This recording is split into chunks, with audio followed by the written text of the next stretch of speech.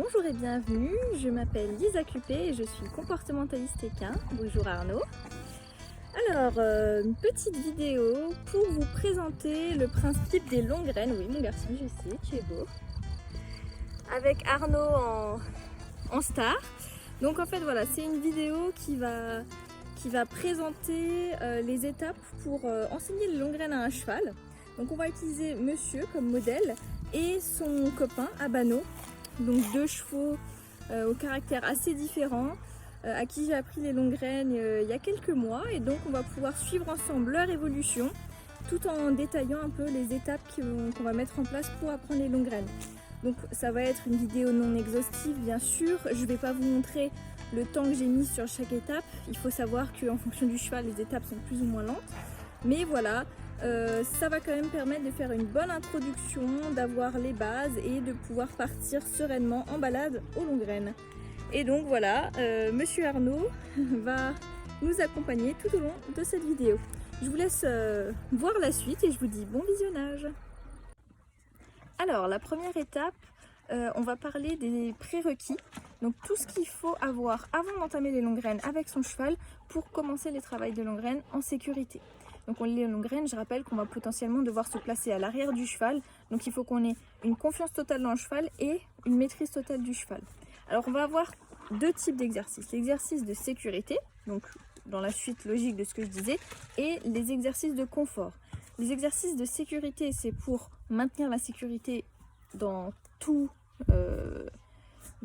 les moments du travail. Bonjour mon zozo, oui t'es beau. Vous me dites tous bonjour aujourd'hui, dis donc.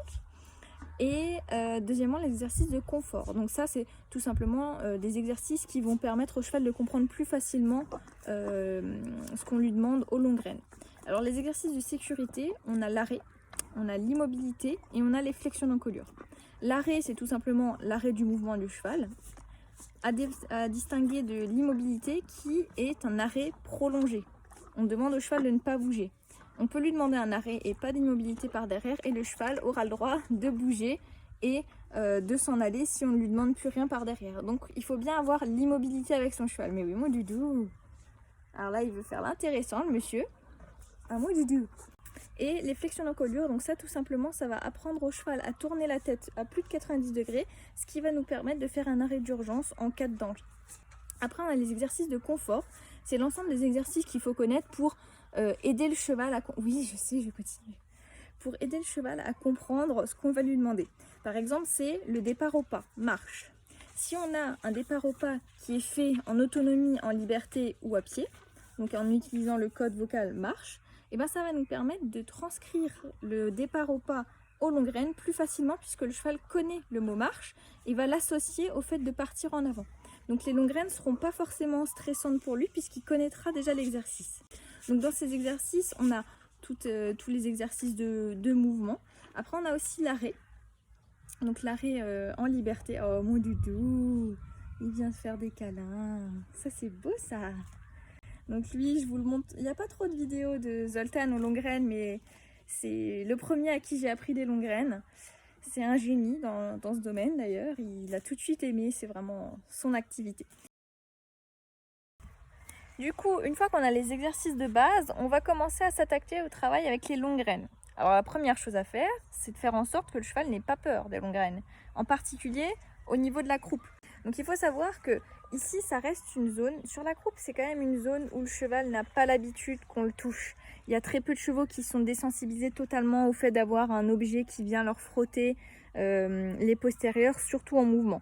Donc c'est quelque chose qui peut être très perturbant pour eux. Et on a l'exemple de Abano qui était vraiment paralysé de peur la première fois que je suis venue le toucher avec les longues graines. Donc le travail va commencer tout simplement par lui présenter les longues graines. C'est un travail de sensibilisation guidée.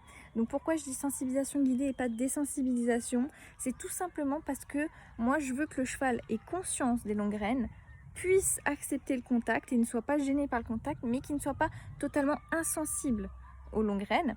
Donc je veux que quand les longues graines le touchent, il sache ce que c'est, il n'en ait pas peur, mais par contre, la longue graine qui va toucher les postérieurs va en fait donner le mouvement en avant. Donc si on n'a pas de sensibilisation au niveau des postérieurs, le cheval va tout simplement pas avancer. La prochaine étape, c'est une étape très importante, c'est l'immobilité, le travail statique avec les longues graines. Donc on a un cheval qui n'a plus peur des longues graines, on est capable de lui mettre les longues graines au niveau des postérieurs et de l'encadrer. Et maintenant, on veut que le cheval ne bouge pas et soit calme. Ce premier travail, ça va nous permettre tout simplement de nous assurer que même si le cheval a les longues graines qui touchent, même si on bouge, même si on stimule, le cheval est capable de rester dans l'immobilité. C'est tout simplement valider l'acquis d'immobilité et de sensibilisation guidée aux longues graines. Donc ça, c'est un travail qui se fait assez rapidement. La plupart du temps, je fais ce travail et je fais directement par la suite le travail, la mise en avant, ou du moins le travail de direction. Avec certains chevaux, comme avec Arnaud, ça va très très vite, donc l'immobilité est acquise en l'espace de quelques secondes, de 2 essais maximum, alors qu'il y en a d'autres où ça va être beaucoup plus long et on va devoir prendre le temps. Ok, bien mon cheval. Impeccable ça. Très très bien. Déjà on a l'immobilité quand je mets, c'est très très bien ça. Bravo. Du coup, alors on a l'immobilité, on connaît les prérequis, le cheval n'a pas peur des longues graines. Maintenant on va entamer le gros du travail, donc c'est le début des déplacements. Première chose pour moi, c'est avoir la direction. On va commencer à travailler tout simplement sur des cercles. Des cercles au départ qui font 1 pas, 2 pas. On va apprendre gauche et droite au cheval. Pourquoi? C'est parce que tout simplement, c'est ce qu'il y a de plus simple dans la mise en mouvement pour le cheval. Le cheval a peu de difficultés de faire 1 pas de côté pour aller à gauche, 1 pas de côté pour aller à droite. La ligne droite, ce sera quelque chose de beaucoup plus compliqué pour lui en première vue. Donc on commence tout simplement par ce qui est le plus simple pour lui. Alors, moi je commence tout simplement par 1 pas d'un côté, 1 pas de l'autre. Je veux que le cheval se décale pour pouvoir me regarder. Vous voyez qu'avec Arnaud, ça va assez vite du côté gauche. Du côté droit, il sera un tout petit peu plus lent, mais c'est pas un souci, c'est tout simplement parce que lui a beaucoup moins l'habitude d'être travaillé à droite. Voilà, c'est bien ça. Bien mon cheval.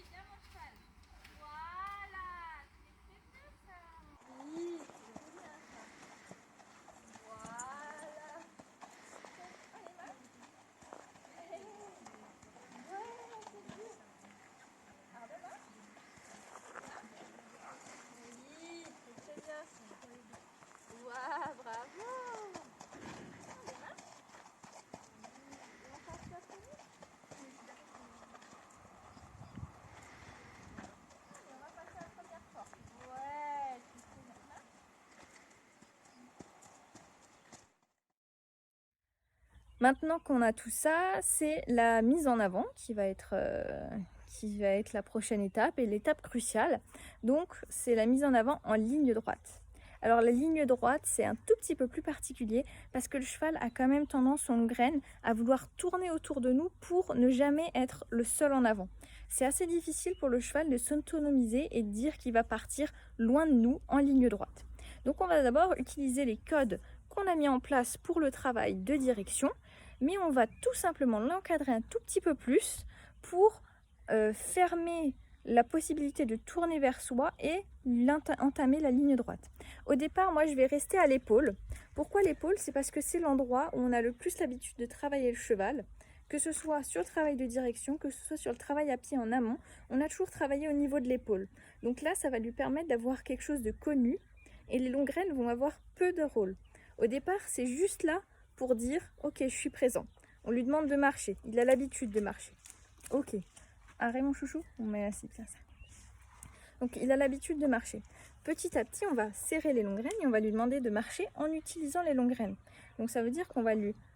Oui, mon doudou, c'est vrai. On va lui demander de se concentrer sur le fait qu'il va devoir avancer avec les longues graines sur les fesses qui le stimulent et qui lui demandent d'avancer. Donc, il faut bien faire la différence entre le cheval marche en cercle autour de nous parce qu'on lui a demandé gauche en direction, et le cheval qui marche en ligne droite, ce sera vraiment pas la même chose pour lui. Là, on est plutôt sur un travail qui est similaire au premier pas d'un poulain qui est débourré. Vous voyez, quand un poulain est débourré, la plupart du temps, les premiers pas avec du poids sont très difficiles pour lui. Il ne comprend pas forcément ce qui se passe et du coup, il n'ose pas avancer.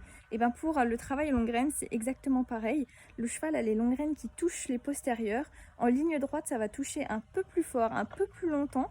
Et du coup, il va avoir un tout petit peu de mal à avancer et il va être un tout petit peu timide.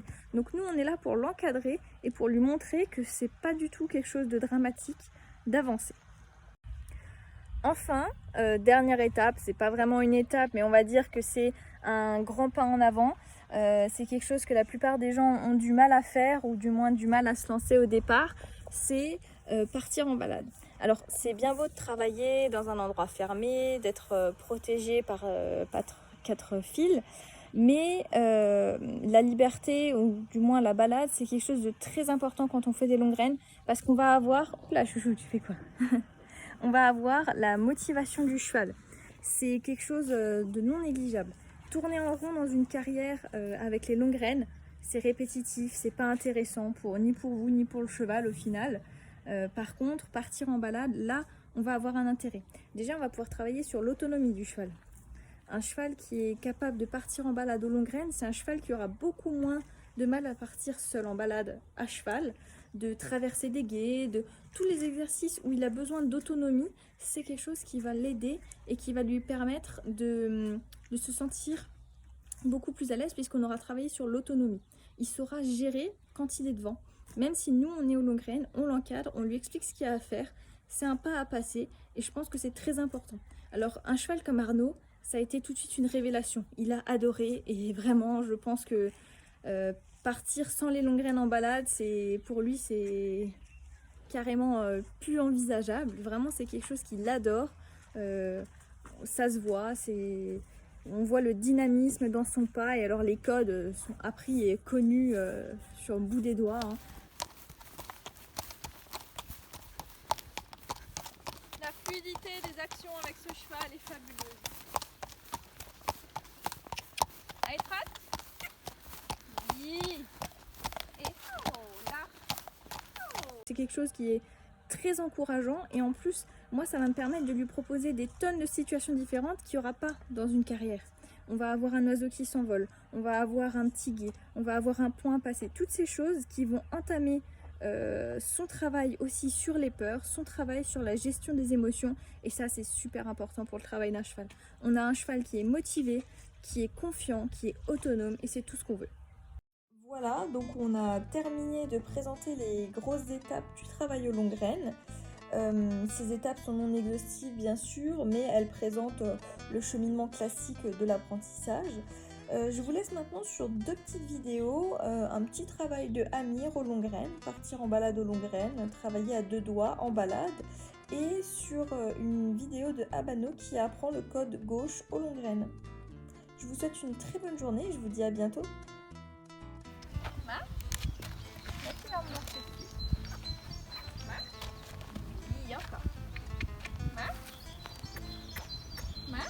Impeccable. Doucement. Voilà. Impeccable ça. Bravo mon cheval. Ok, viens me voir. Viens. Voilà, très très bien ça. Donc là je commence à sensibiliser. Ah, je tiens. Tu te décales. Bien. Voilà, très très bien ça. Bravo papou. Et là tu vois, pour aujourd'hui, là je vais faire une pause. Par contre, je travaille sur lui, tu vois, juste le fait de passer. Ouais, bien mon cheval.